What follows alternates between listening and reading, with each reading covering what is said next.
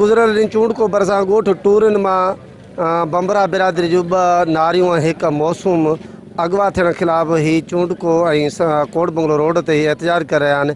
इन्हनि खां पुछंदासीं त हिन जो छा चवणु आहे। कल्ह हिम्मत शाह ऐं छोकिरियूं मुड़ुसु पंहिंजो खयो पियो अचे, उहे दग विंदे ते खणी उन्हनि खे अगवा कयो वियो आहे। हिन महिल ताणी कोई तदाद नथो थिए। असां मिसकिननि जो वाइट कलर जी ऐं ॿी जीअं लाइ सफ़ेद कलर आहे, हिनखे पोयां ब्रेकर ते पोयां गाॾी हणी हिनखे किराए हिनखे हिकिड़े पिस्टल सीने ते रखियो त ॿिए खे रेफल लही या फ़िलहालु काशे हुई जेका बंदि हुई पोतड़े में, हिनखे माना तशदद करे हिननि खे उते छॾे टे औरतूं खणी फ़रार थी विया। औरतूं खजी वियूं आहिनि टे। हाजी खान नाले सां मुड़ुसो खयों पोइ हिम्मत शाह तो बादशाह तो यार से कयो दरगाह तो मोटियो पिया आयो।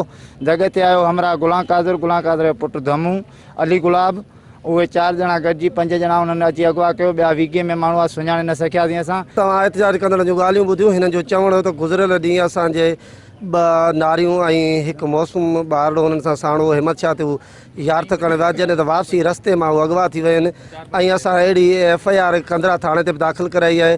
गुज़िरियल ॾींहं खां वठी पुलिस का बि मदद नथी करे, जॾहिं त असांजी जेके अगवा थियल 2 नारियूं आहिनि उहे हिन ताईं वापसि न मोटियूं आहिनि।